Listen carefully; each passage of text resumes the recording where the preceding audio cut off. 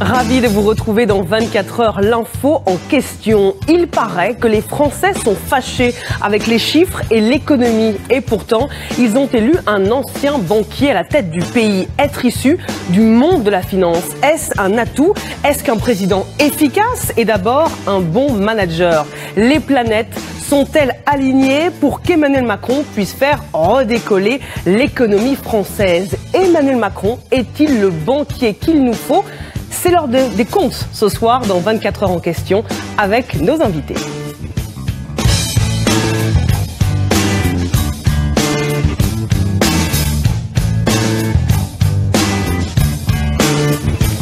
Et j'ai le plaisir ce soir d'accueillir Jean-Marc Daniel. Bonsoir, économiste, professeur à l'ESCP Europe et directeur de rédaction de la revue Sociétale. Danielle Simonet, bonsoir. Bonsoir. Coordinatrice du Parti de gauche, oratrice nationale de la France Insoumise et conseillère de Paris.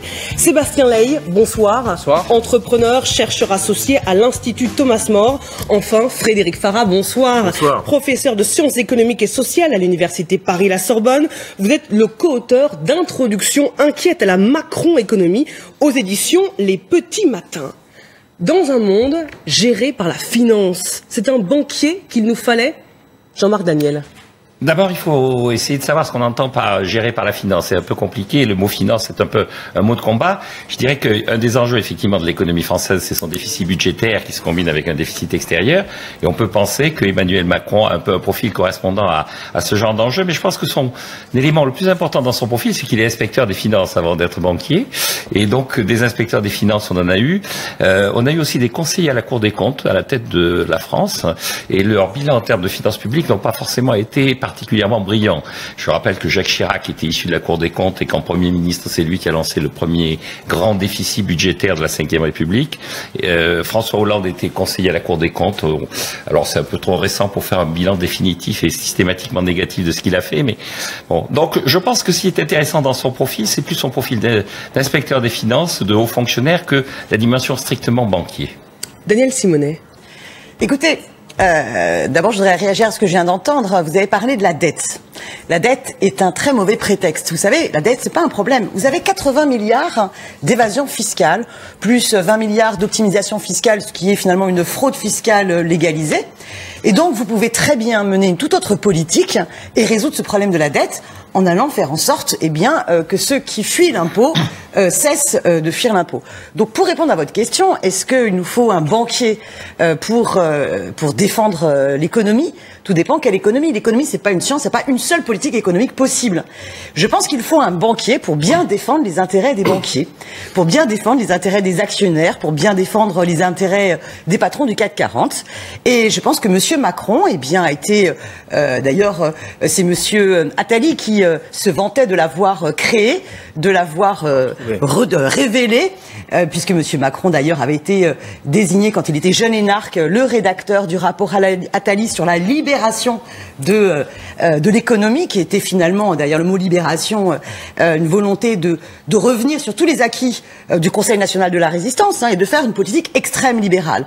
Donc Monsieur Macron, ensuite, a été soutenu par les plus grands patrons des médias, dont ceux qui dirigent, que ce soit par exemple BFM, que ce soit Le Point, que ce soit tout un tas de médias, pour justement bien servir leurs intérêts. Et je vois que, pour terminer, dans le projet de loi de finances, 9 milliards ont été accordés aux plus riches. On y reviendra. Donc oui, ce banquier dessert bien les intérêts de l'oligarchie. La parole de l'entrepreneur Sébastien Ley. Est-ce un banquier qu'il nous faut? Alors Emmanuel Macron a fait un court passage par le privé, par la grâce un petit peu du capitalisme de connivence à la française. Vous avez comme ça des liens incestueux entre la haute administration, la commission Attali et certaines grandes banques d'affaires.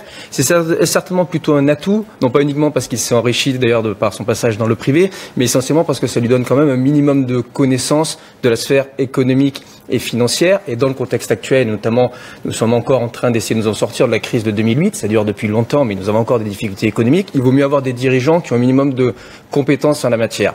Cela étant, je rejoindrai plutôt l'avis de mon voisin, Jean-Marc Daniel. Effectivement, il reste avant tout un technocrate. Nous avons déjà eu des inspecteurs de finances, Premier ministre ou Président de la République. Nous en avons eu plutôt de très bons, comme Valéry Giscard d'Estaing, de moins bons parfois, notamment à Matignon. Le jury reste ouvert et nous en reparlerons dans quelques années pour savoir si en matière économique, en tout cas, c'était plutôt un bon choix d'avoir un ancien banquier d'affaires. Le jury reste ouvert. Frédéric Farah. Moi, je pense qu'il serait très important qu'il s'émancipe finalement de ce milieu-là, même s'il n'a fait qu'un court passage dans la banque. Parce qu'aujourd'hui, qu'est-ce qu'on observe, même si je suis d'accord avec Jean-Marc Daniel sur finance, il faudrait préciser les choses. Mais si on présente les choses de cette manière, en disant il y a la finance comme moyen et la finance comme finalité, évidemment, dans une économie, financer des activités, c'est absolument essentiel.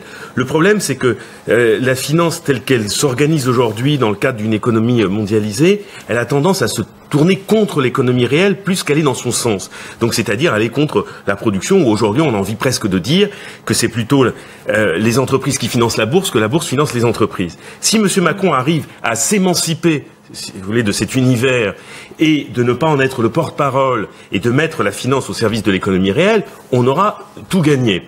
Ce qui reste à voir quand on voit les choix fiscaux qui ont été faits. Et deuxièmement, le gouvernement, même par les hauts fonctionnaires, c'est-à-dire l'expertise, l'inspection des finances, on nous a, je rappelle, dans les années 70, dit qu'on avait le meilleur économiste de France qui était Raymond Barre. Le bilan a été plus que discutable.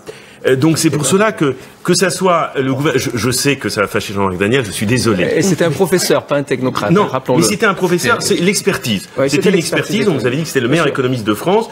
À la fin, on a vu ce que ça a donné. C'était pas si calamiteux que ça. Non. Bon, on pourra en discuter si vous voulez. Mais ce que je veux dire par là, c'est-à-dire que ça soit entièrement par les banques ou l'expertise, soyons prudents. Soyons prudents. En attendant de parler des choix économiques d'Emmanuel Macron, est-ce que l'horizon est dégagé pour l'économie française en 2018? Réponse avec les indispensables de Jennifer Nock.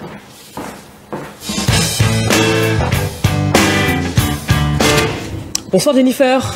La conjoncture économique est très favorable. Quels sont les signes de bonne santé de l'économie française ? Eh bien écoutez, la France décolle. D'après l'INSEE, la croissance devrait atteindre 1,9% en 2017, du jamais vu depuis 6 ans. Tous les indicateurs économiques sont au vert. La consommation des ménages, l'investissement des entreprises progresse, plus 4% par an. La consommation des ménages accélère, plus 0,6% au 3e trimestre. L'industrie aussi se porte mieux. L'industrie manufacturière enregistre sa plus forte croissance depuis près de 17 ans. Autre indicateur, le chômage. Le taux de chômage baisse. C'est fragile, mais c'est tangible. 9,4% aujourd'hui contre 10% l'année dernière. La France qui attire et séduit de plus en plus. La preuve, en 2016, seuls 36% des chefs d'entreprise étrangères jugeaient la France attractive. En 2017, c'est 60%, quasiment le double. L'Hexagone veut redorer son image. Exemple, la France s'est battue pour devenir une place financière. À l'issue d'une sélection et d'un tirage au sort, Paris a été choisi pour héberger l'agence bancaire européenne qui quittait Londres suite au Brexit. Autre exemple, la France s'est aussi portée candidate pour organiser les Jeux Olympiques en 2024. Paris s'est donc lancé dans une opération séduction tout azimut, et ça marche. Aujourd'hui, 72% des investisseurs américains installés en France jugent que l'économie française évolue dans la bonne direction. Est-ce qu'on peut donc être optimiste pour 2018 ? Alors, optimiste, oui, mais raisonnablement. Pas question de crier cocorico trop vite. D'abord parce que la croissance française a beau s'améliorer, avec 1,9%, elle reste inférieure à celle de la zone euro qui devrait atteindre les 2,2%. La France profitera donc un peu moins que ses voisins de la reprise du commerce international et de l'amélioration de la conjoncture. Pourquoi ? Eh bien tout simplement parce qu'il y a encore des freins à la croissance en France. Premier boulet, c'est le déficit public. Le gouvernement prévoit maintenant de le contenir à 2,9% du PIB en 2017. C'est donc en dessous de la barre des 3% autorisée par Bruxelles. Mais c'est très juste, il va donc falloir continuer, vous voyez, à faire des efforts. Deuxième boulet, le déficit commercial. C'est le fameux écart entre les importations et les exportations. Eh bien, ce déficit s'est encore dégradé en septembre, atteignant 61 milliards d'euros, 13 milliards de plus qu'en 2016. Merci Jennifer. On l'a vu avec cette métaphore, il y a encore quelques boulets qui traînent l'économie française, mais globalement les indicateurs sont au vert.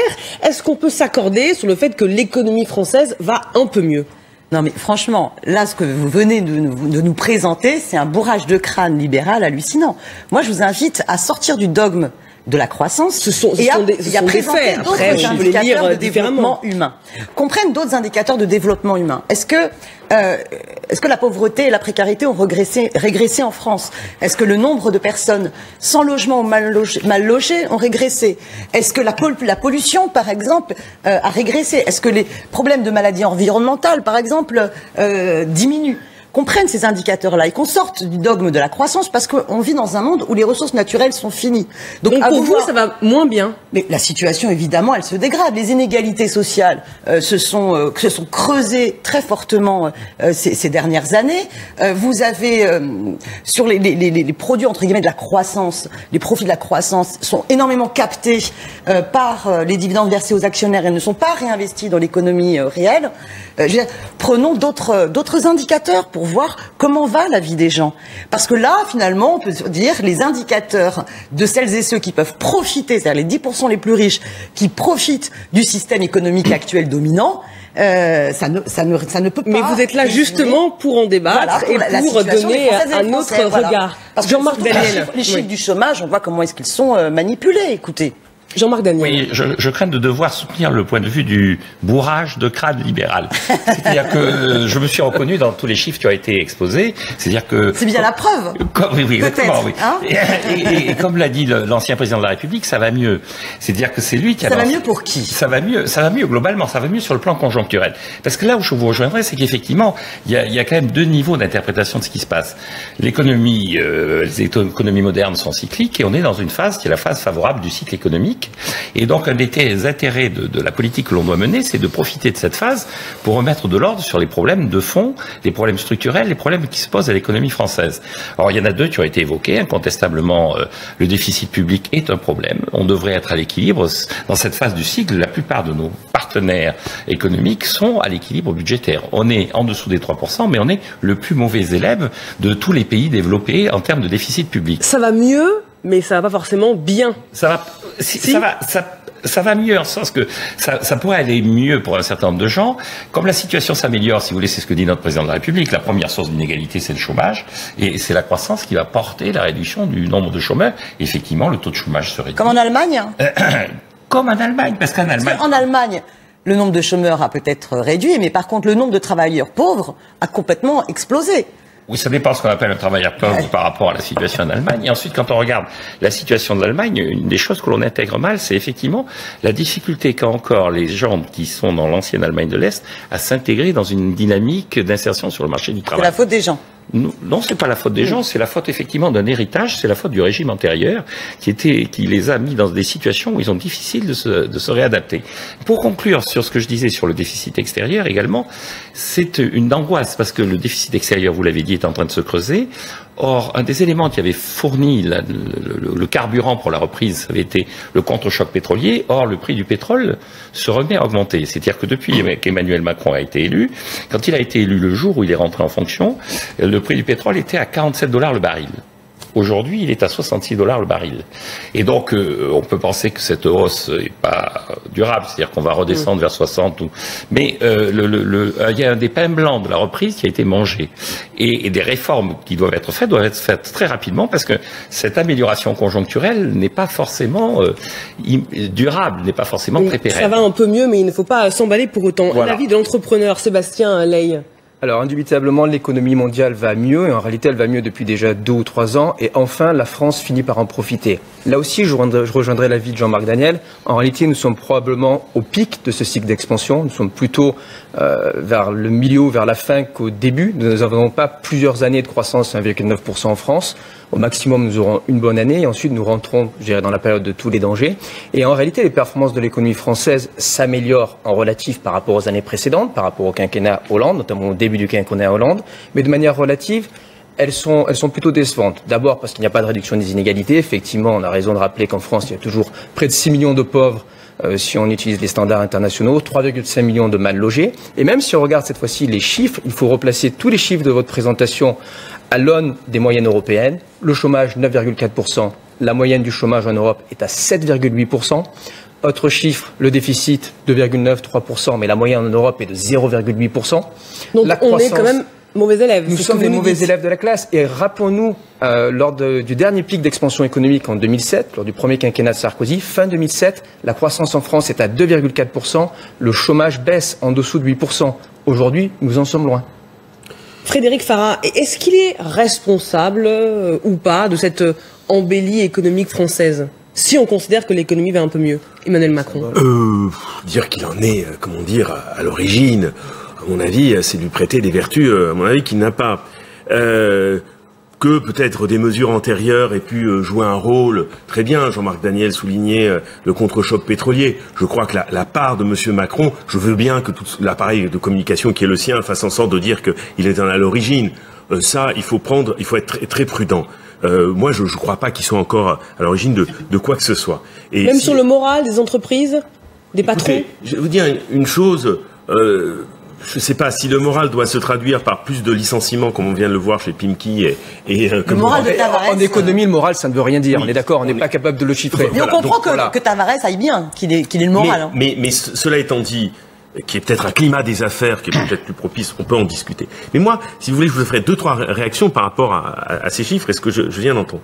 Alors tout d'abord, c'est intéressant de voir qu'il y a un élément qui n'est pas du tout évoqué, qui a joué un rôle positif et qui va cesser de jouer ce rôle positif, c'était l'euro.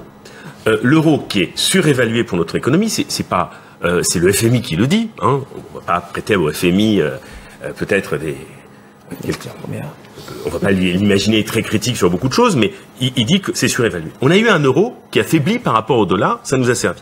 Là, qu'est-ce qu'on observe? C'est qu'il est repassé à 1,19. C'est-à-dire que maintenant, avec 1 euro, j'ai un $1,19. On le voit bien sur le titre d'Airbus aujourd'hui, malgré les bonnes commandes et autres, le titre d'Airbus ne s'apprécie pas trop parce que Airbus regarde d'un très mauvais œil le fait qu'effectivement, que le dollar va lui tailler des croupières. Ça va pas être terrible. Bon, ça c'est un. Deuxièmement, nous vivons avec une monnaie surévaluée. Et comme on vit avec cette monnaie surévaluée, on doit compenser de ces surévaluations par une plus grande flexibilité sur le marché du travail et par comprimer les coûts. Parce qu'on ne peut pas, pour des produits homogènes, par exemple, jouer sur notre monnaie avec des dévaluations qui pourraient être contrôlées. On peut pas. Donc on doit récupérer ça en exerçant une pression sur les salaires. Donc ça, c'est un élément qui joue. Deuxièmement... Vous me dites qu'il faut flexibiliser le marché du travail? Non. Frédéric Farah, attendez, mettez-moi d'un doute. Vous m'avez mal compris. Il a dit, on a choisi l'euro, et choisir l'euro, ça veut dire que... C'est le choix de la flexibilité. On a fait ce choix. Une fois qu'on a fait un choix, on est cohérent dans nos choix. Dans mes propos.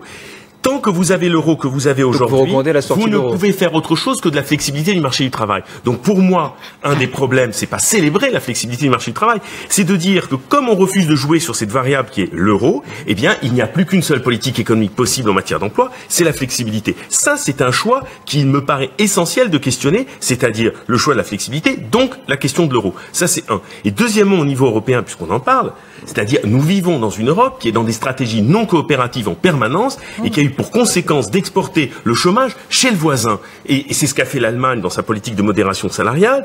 Elle a exporté son chômage chez les autres. Donc, et en plus, nous vivons dans une Europe, et c'est pour ça que ça va pas aller bien, où nous vivons avec des paradis fiscaux en Europe, qui essorent les recettes publiques, comment dire, des voisins. C'est-à-dire, nous avons construit une union avec Malte, l'Irlande, je n'ai rien contre ces pays, mais ce sont des paradis fiscaux. Donc on ne peut pas imaginer une coopération européenne avec des États qui passent leur temps à siphonner les recettes des autres. Donc, et ça, c'est un problème. Et dernière chose, je ne veux pas être trop long, on insiste toujours sur les déficits publics ou la dette publique. Mais on oublie que l'origine de la crise de 2008 vient du secteur privé et de la dette privée. Et non pas de la dette publique. Et c'est ça le problème. Et si notre dette publique passe d'environ 66% du PIB au début de la crise à plus de 90%, c'est pas 30%, 30 points, pas 30%, mais c'est pas 30 points de pourcentage en plus qui est lié à un État-providence généreux. C'est lié effectivement au soutien qu'il a fallu apporter aux banques et à l'activité. Voilà pour votre démonstration. Je voudrais qu'on en vienne au vocabulaire d'Emmanuel Macron, ancien banquier. Il l'assume, c'est un rapport décomplexé à la réussite, à l'argent. Il défend la culture du résultat, comme dans l'entreprise. Petit guide du lexique macronien avec Camilla Campusano.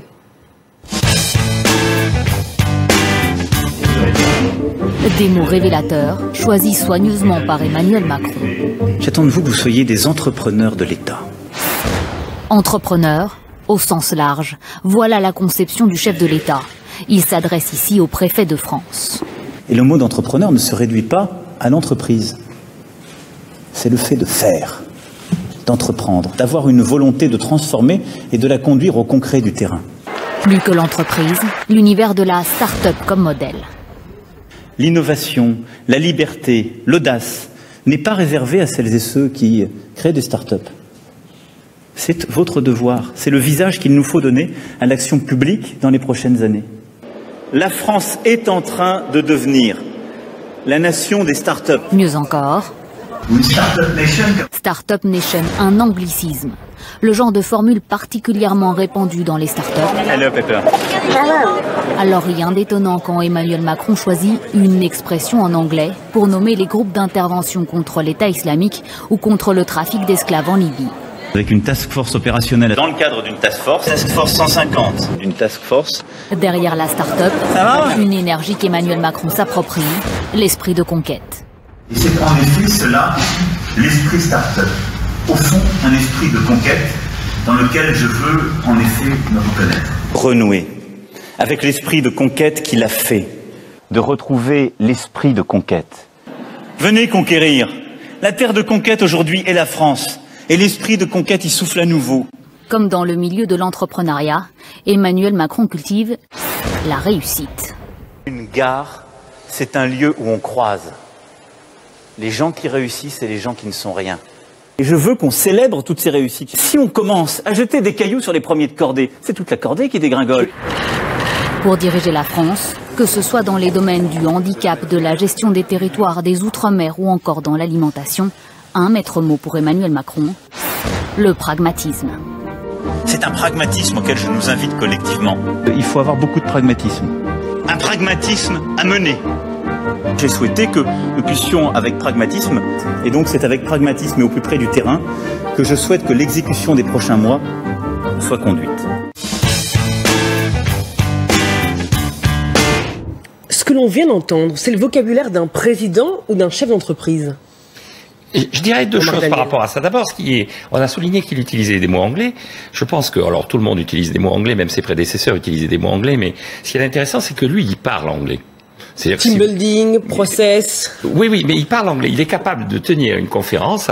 Il l'a fait quand il était ministre à la LSI et il s'est exprimé en anglais. Je ne sais pas si vous vous souvenez de la façon dont Nicolas Sarkozy ou François Hollande parlaient l'anglais. Et donc, ça veut dire qu'il est immergé dans une culture internationale. C'est-à-dire que non seulement il utilise des mots anglais, mais il sait ce qui se passe autour de nous. C'est-à-dire il a une vraie appréhension, une vraie réalisation de ce qui se passe autour de nous, de la façon dont les pays autour de nous évoluent, fonctionnent. Et il n'est pas uniquement dans une débat et dans une culture franco-française.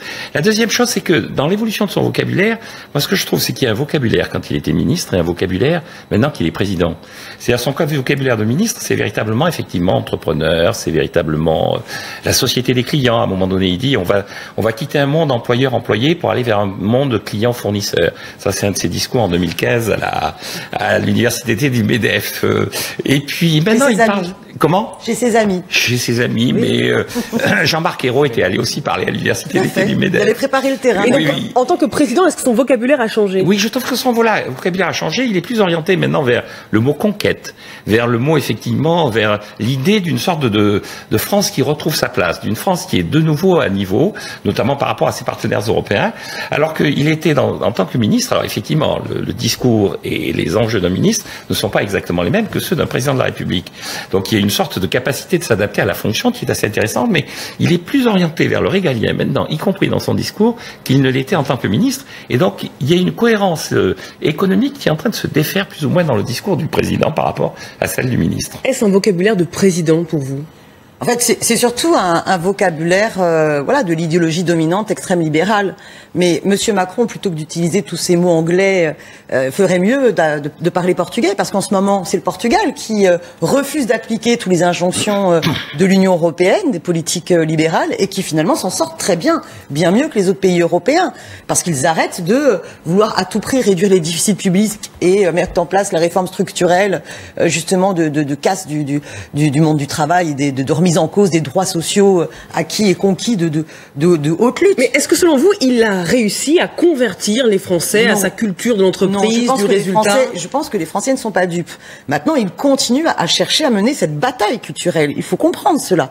Quand ils parlent des premiers de cordée d'un côté et qu'ils méprisent les 90% en les traitant de rien, quand ils dénigrent les chômeurs en montrant finalement que il faudrait les traquer parce que parmi eux beaucoup sont des fraudeurs, je veux dire, tout son discours vise à faire croire que la réussite, eh bien, c'est l'accumulation des profits, voilà, et qu'il faut tout faire pour les premiers de cordée et donc pour les intérêts de la casse et de la finance. Puisque vous parlez de mépris, non, pour moi, ça n'est pas républicain. Puisque vous parlez de mépris, on va se souvenir de cette mépris de classe, de cette séquence qui avait fait beaucoup réagir, notamment vous à l'époque où Emmanuel Macron était ministre de l'économie.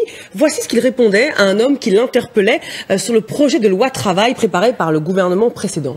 Regardez. Vous n'aimez pas que la France soit bloquée, arrêtez de la bloquer. Parce que ce qui a bloqué la France, c'est le garant de notre droit, monsieur. Vous savez, la meilleure façon de faire peur aux agriculteurs. La meilleure façon de payer un costard, c'est de travailler. Mais je viens de travailler, monsieur Macron. Donnez-lui la crevaison, je travaille. Je viens de voir des jeunes qui ont envie de réussir.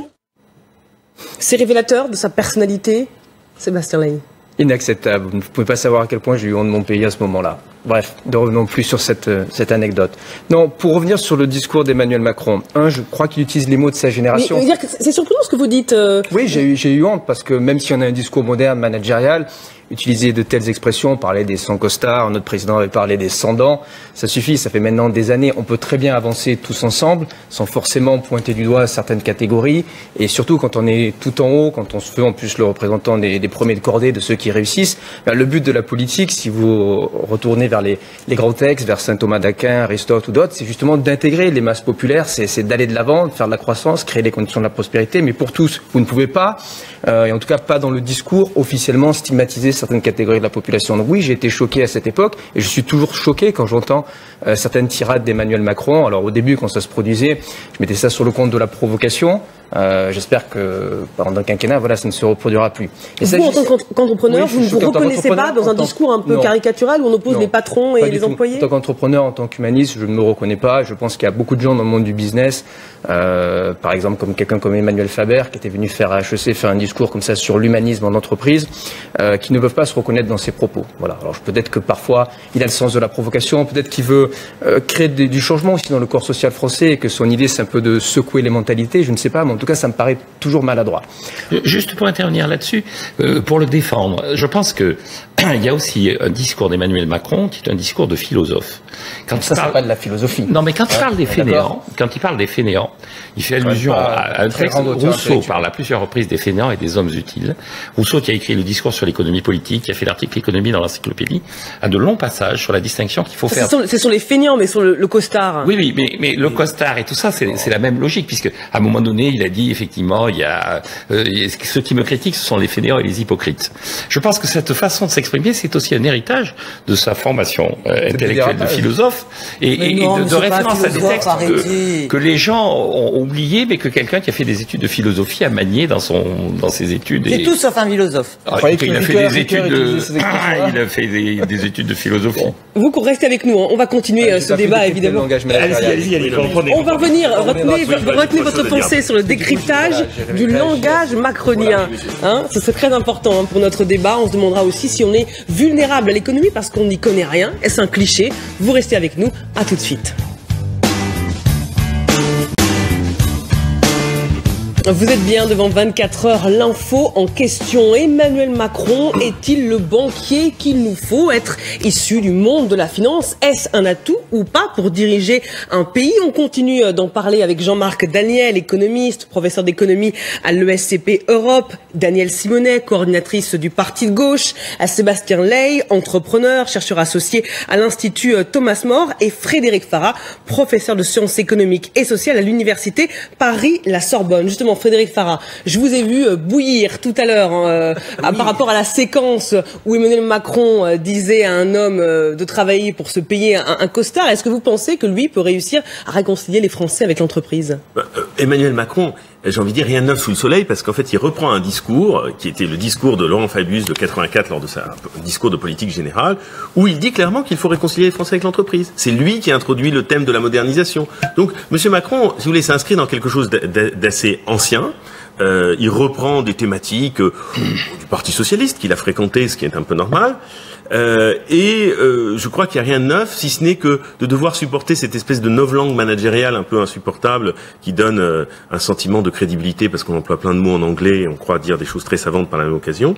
Et par rapport à la séquence en question, il y en a quand même une qu'on a oublié de retenir, où il dit que dans une gare, on trouve des gens qui ne sont rien. C'est extraordinaire de pouvoir dire une chose pareille. Ça vaut guère mieux que l'histoire du costume. Bon. Et ça dit aussi, je crois effectivement, une forme de violence à l'égard d'une certaine partie de la population française. Et une violence qui est d'une certaine manière parfois mieux acceptée parce qu'elle vient de personnes comme lui, d'un certain milieu, d'une certaine bourgeoisie. Alors quand il y a une certaine violence qui peut venir des milieux populaires, celle-ci est toujours regardée avec beaucoup de réserve, d'inquiétude, mais c'est extrêmement violent de dire ça à quelqu'un qui, en plus, travaille probablement depuis l'âge de 14 ou 15 ans, et que, avec les salaires qu'il a, il ne pourra jamais se payer les costumes de Monsieur Macron et au prix qu'ils sont. Voilà, ça c'est dit, hein, votre coup de colère, Frédéric Farah. Non, mais c'est vrai. Mais c'est important, nous d'ailleurs, au niveau de la France Insoumise, on travaille énormément avec des coopératives d'éducation populaire qui ont lancé les ateliers de désintoxication de la langue de bois, pour pister justement pourquoi tel mot est utilisé, parce que les mots comme l'innovation, l'attractivité, la transformation, il y a tout un tas de mots qu'utilise Macron pour essayer de nous conditionner à une seule façon de penser. C'est important de les réinterroger et de se réapproprier les mots qui permettent véritablement de penser qu'on est en train là de nous imposer une politique qui va enrichir toujours les mêmes pour mieux exploiter le reste de la population. Là, pour le coup, quand il parle du costard, on est loin de la langue de bois. Par contre, il y a aussi d'autres façons de mots qui montrent aussi une violence assumée pour incarner un pouvoir autoritaire qui lâchera sur rien. C'est ça ce qu'il essaye de faire. Et de montrer un mépris de classe totalement assumé.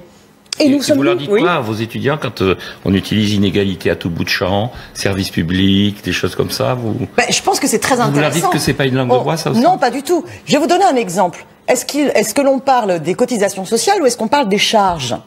Les libéraux vont parler des charges pour tout de suite montrer que c'est négatif. Non, moi je dis on parle tous de cotisation. Vous verrez que M. Macron utilise toujours les charges. Il faut libérer la croissance. C'était le titre du rapport Attali. Mais attendez, est-ce qu'il les diminue des charges? Les verrous. Mais bien sûr qu'il utilise ces termes-là. Il faut faire sauter tous les freins. Et donc les freins, c'est quelque chose qui est négatif, qui vous empêche d'aller de l'avant. Et finalement, vous regardez, c'est pour justifier l'ensemble des politiques qui vont revenir sur les acquis du Conseil national de la résistance. C'est-à-dire sur les retraites, la protection sociale, le code du travail, tout ce qui permet au contraire d'émanciper. Pour rebondir sur ce que dit Naël Simonet, la sémantique d'entreprise, ça a son importance. Alors, cotisation sociale ou charge, c'est différent. Trois remarques sur les mots et la sémantique qu'utilise Emmanuel Macron. D'abord, les mots qu'il utilise, ce sont aussi ceux de sa génération. C'est un président jeune, 40 ans. Il est normal qu'il utilise l'anglais de temps en temps. Il n'est pas parfaitement bilingue. Effectivement, comparé au précédent président, il est capable de suivre et d'animer une conversation en anglais.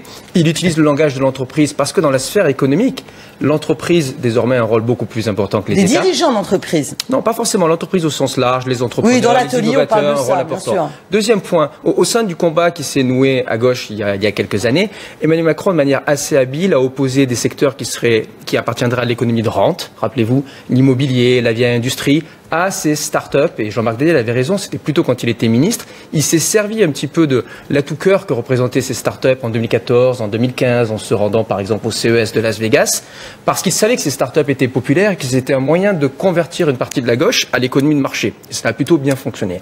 Troisième point, il ne faut pas être dupe de ce langage. Le monde de l'entreprise, le monde managérial, c'est aussi le monde de la collaboration, de l'horizontalité, et sa pratique du pouvoir depuis 9 mois, elle est aux antipodes de cette pratique-là, puisqu'il est au contraire, dans ce qu'il a présenté comme la pratique du pouvoir jupitérienne, une certaine une certaine verticalité, un certain autoritarisme qui, lui, n'a rien à voir avec les méthodes de management en entreprise. Une réponse rapide et après on avance. Oui, parce que franchement, le mot de la collaboration, vous connaissez, ce sont uniquement les grandes entreprises que vous critiquez, mais vous ne connaissez pas les petites entreprises, vous ne connaissez pas les entrepreneurs, et vous ne savez pas, vous ne voyez les relations avec les employés que sous le prisme de la pensée marxiste qui a donné naissance à la France insoumise. C'est pour ça que je fais une vraie distinction entre les grandes entreprises du CAC 40 et les petites entreprises. Je la fais moi aussi, et ce vocabulaire managérial, il est également utilisé par les créateurs d'entreprises. Dans le développement de l'emploi. Mais quand vous parlez de l'économie, de la collaboration, Monsieur Macron est justement le chantre de la promotion de l'économie collaborative. Ce terme-là est terrible parce que il veut faire croire que entre une plateforme Uber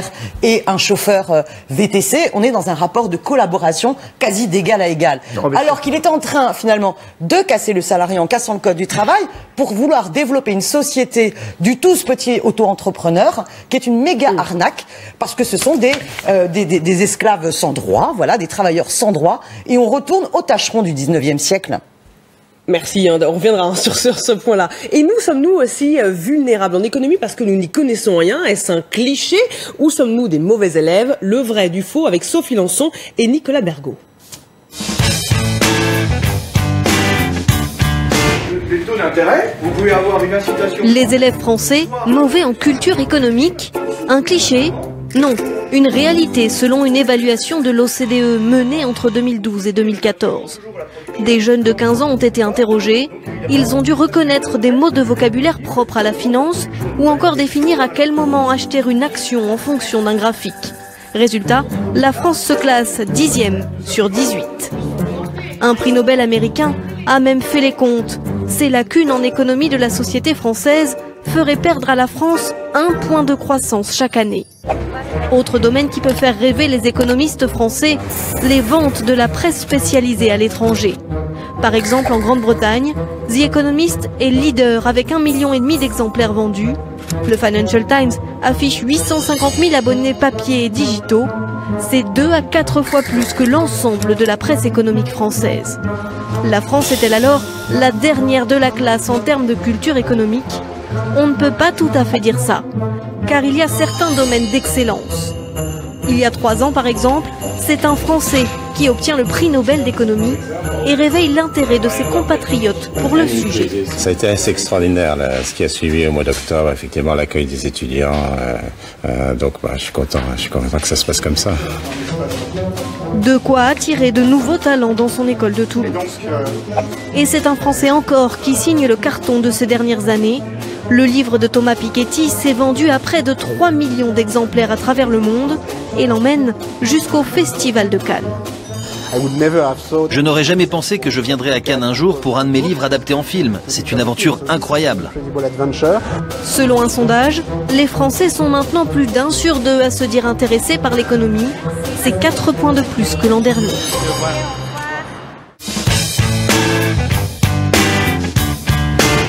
Alors, est-ce que les Français sont nuls en économie? Jean-Marc Daniel, vous êtes le professeur. Oui, un des professeurs. L'un des professeurs. On est 2 professeurs ici, et puis nous avons l'occasion de croiser des étudiants étrangers. Je dirais que c'est un peu caricatural de considérer que les Français sont nuls en économie. Je crois qu'il y a là aussi, il y a 3 éléments importants à voir. On a parlé de Jean Tirole, on a parlé de Thomas Piketty. Une des caractéristiques des économistes français d'assez haut niveau, qui sont assez souvent des polytechniciens et des normaliens, c'est de maintenir une exigence mathématique qu'il n'y a pas dans beaucoup d'autres pays. Et ce qui fait une des forces des économistes français, c'est d'avoir encore une économie mathématique à un certain niveau, même si elle commence à donner, là aussi, sous les coups de boutoir, avec des signes de faiblesse. La deuxième caractéristique, c'est que en France, on est assez rapidement convaincu que l'économie, c'est plus une affaire d'opinion que de science. On peut défendre que n'importe quel point de vue, on appartient à un groupe, et donc à partir de ce moment-là, on doit dire un certain nombre de choses. Mais est-ce que l'économie, c'est une science exacte? Alors, ce n'est pas une science exacte, mais pas du tout. C'est pas une science totalement exacte, mais si vous voulez, c'est une forme de science en ce sens qu'il y a quand même des éléments sur lesquels les gens sont à peu près d'accord, et elle n'a pas la perfection de la physique en ce sens qu'elle ne permet pas de prévoir un certain nombre d'événements, mais vous avez dans les sciences dites exactes des situations qui sont analogues. On fait le reproche assez souvent aux géologues de ne pas être capable de prévoir quand va avoir lieu un tremblement de terre, ce qui est vrai, mais néanmoins la géologie constitue une science, c'est-à-dire un élément d'information, de connaissance, de maîtrise des phénomènes naturels, mais qui n'est pas totale, qui n'est pas parfaite. Donc l'économie, ça se rapproche un peu de ce genre de dynamique intellectuelle. Et un des problèmes en France, c'est que assez souvent, on y introduit des éléments d'opinion avant de se caler sur des éléments scientifiques. Et le troisième élément que je dirais, c'est que assez souvent les critères que l'on fait sur des critères d'économie, c'est on demande aux gens de calculer des pourcentages, on demande des choses comme ça qui ne sont pas forcément des éléments strictement économiques. C'est-à-dire que effectivement, le nombre de gens à qui vous dites il y a une certaine quantité qui baisse de 10%, puis l'année d'après elle réaugmente de 10%, et vous leur dites mais elle ne réatteint pas, après avoir baissé 10%, puis augmenté 10%, et elle ne revient pas au niveau initial. Il y a beaucoup de gens qui vous regardent de façon surprise, mais ça ne veut pas dire qu'ils n'ont pas compris l'économie. C'est des mécanismes de lecture plutôt des chiffres que de l'économie qui ne sont pas toujours bien maîtrisés par nos compatriotes. Alors si vous nous rejoignez sur LCI, sachez que la question que l'on se pose ce soir, est-ce qu'Emmanuel Macron est le banquier qu'il nous faut pour redresser le pays à l'heure où les indicateurs sont au vert? Est-ce que le fait d'être issu du monde de la finance, est-ce un atout pour la France? Est-ce qu'on se laisse, nous Français, facilement bluffer parce qu'on est mauvais en économie? Frédéric Farah, professeur. Alors, écoutez, moi, je vais vous dire, là, il y a un faux procès. Il faut que ça s'arrête, si vous voulez, parce que on est dans notre système scolaire au niveau du secondaire depuis le début des années 70. C'est diffusé un enseignement de sciences économiques et sociales qui a permis à des générations entières de Français de s'initier, comment dire, à l'économie, à ses grands principes, son organisation, avec beaucoup d'intelligence, puisque cet enseignement a eu l'idée d'éclairer un phénomène pas simplement par l'économie, mais par plusieurs sciences sociales pour donner une vue plus générale. D'autre part, c'est une science qui effectivement est une science humaine, qui ne progresse pas par juste accumulation de savoir, parce que il y a aussi retour à des vieilles controverses. Par exemple, quand aujourd'hui vous voyez que le chômage est jugé comme un choix individuel, un arbitrage entre le travail et le loisir, c'est renoué avec des conceptions qui ont pu exister, comment dire, à une certaine époque. Donc, je crois que les Français ont accès à une information, ils sont loin d'être nuls, et que l'économie, croire que c'est quelque chose qui va s'éloigner de la politique. Souvent, on utilise la théorie économique ou les enseignements de l'économie au service d'une politique, c'est-à-dire en utilisant, par exemple, en expliquant qu'il y aurait des lois aussi naturelles en économie que des lois physiques pour imposer aussi une certaine politique économique. Donc l'économie, elle est aussi au service d'un pouvoir. Il faudrait pas. Et aujourd'hui, le problème, et je le dis en tant que professeur d'économie, c'est qu'on veut saisir la réalité essentiellement comme si nous étions que, comme on dit en économie, des homo economicus qui font des calculs en permanence coût-avantage. Je trouve que cette réduction de l'individu juste à une composante économique est pour moi catastrophique. Donc on n'est pas mauvais en économie? Non, on n'est pas mauvais en économie. Il faut arrêter ce French bashing qui est insupportable. Pour parler l'anglais comme M. Macron. Mais on veut nous faire croire qu'on est nul en économie et que finalement les Françaises et les Françaises n'y comprennent rien en économie, et donc il faut laisser les experts, il faut laisser le banquier, il faut laisser les technocrates. À Bruxelles, ils savent très bien ce qui est bon pour nous. Voilà ce qu'on veut essayer de mettre dans la tête des citoyens et des citoyennes. Parce que moi, je vais vous dire, on n'est plus vraiment en démocratie. Quand dans notre République française, on se rend compte qu'il y a 9 milliardaires qui tiennent 90% des médias, qu'il y a une telle collusion d'intérêts entre le monde économique, une bonne partie du monde politique et le monde médiatique, qui véhicule une idéologie dominante pour justement nous faire croire que nous, finalement, on ne peut pas exercer notre rôle de citoyen, puisqu'on ne peut rien y comprendre à l'économie et qu'il faut laisser les autres le faire à notre place. C'est plus le débat démocratique qui est respecté. Or, en économie, en politique économique, il faut savoir quels sont nos objectifs. Aujourd'hui, les objectifs que se fixe Macron, c'est d'enrichir ses amis en nous faisant croire au ruissellement, que finalement, les bénéfices des actionnaires de demain pourront être réinvestis dans l'économie réelle et que ça fera les emplois après-demain. En attendant, PSA, Tavares, le patron de PSA, il accumule les bénéfices. Tavares, PSA va du coup licencier et le chômage va continuer d'augmenter grâce à l'application des ordonnances Macron. Voilà la terrible réalité. Sébastien Lane, d'abord, pour rehausser la fierté française, il faut rappeler que la France a fourni de grands penseurs dans l'histoire des idées économiques. On parle toujours dans l'économie libérale d'Adam Smith, mais en réalité, elle a été inspirée par des Français. Vous trouverez ça dans tous les bons manuels d'histoire des idées économiques, notamment de mon voisin Jean-Marc Daniel. Donc c'est les physiocrates dès le XVIIIe siècle. Et puis au XXe siècle, effectivement, l'école mathématique française a fourni 3 prix Nobel. 1983, Debreu, qui a été aussi naturalisé américain, 88, Maurice Allais, et puis plus récemment, Jean Tirole. Donc les Français ont leur place dans cette science économique, mais c'est vrai qu'elle est un petit peu parfois déconnectée du réel, elle se préoccupe beaucoup de concepts. Les Français, eux, ont plutôt la passion de ce qu'on appelle l'économie politique, c'est-à-dire l'application de l'économie économie aux problématiques politiques. Il me semble qu'il y a un moment de rupture qui est vraiment la crise de 2008. À ce moment-là, tous ceux qui parlaient d'économie politique en France, dans les médias, mais aussi dans le corps politique, se sont retrouvés décrédibilisés parce que la plupart de nos élites ou de ceux qui avaient accaparé le discours n'ont pas vu venir cette crise. Ils ne se sont pas souciés des dislocations financières qui se sont produites et qui ont eu les conséquences que l'on connaît. Et donc, je dirais que l'économie politique a été décrédibilisée en France depuis une dizaine d'années et depuis, on tâtonne, on nous parle de réformes structurelles, on nous parle à nouveau de croissance, mais si vous voulez, le discours économique que l'on tient dans les médias ne prend plus. C'est essentiellement une affaire d'opinion et de moins en moins de faits. On nous fait un matraquage. Non, parce que vous êtes invité dans les médias et donc on entend bien les différentes options. Vous êtes présent dans les médias, vous êtes systématiquement invité. On vous invite. Donc Daniel sur la LCI ou d'autres chaînes, vous avez une pluralité des opinions. Sur toutes les chaînes, à un moment donné, vous avez toujours l'économiste qui est invité. Non pas comme ici, vous en avez invité deux et qui sont d'orientation différentes. Oui, les plateaux sont bien organisés. Mais non.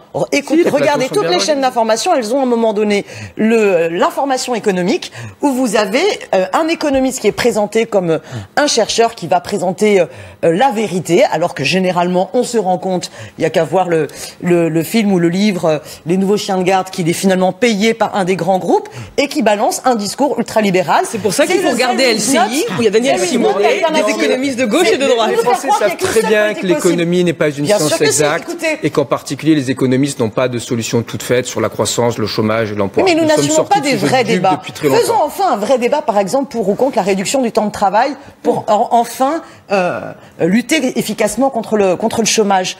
Avons-nous ces débats-là? Non, on nous impose. La seule possibilité, c'est de casser le code du travail, c'est déréguler. C'est la flexi-sécurité avec ces grands mots de la novlangue libérale. Bon, pour faire plaisir à Daniel Simonet, pour répondre à la question, faut-il un homme issu du monde de la finance pour diriger le pays? Eh bien, on a un invité. On va poser la question à un banquier d'affaires. Voici notre premier invité. Moi, j'en suis un ancien.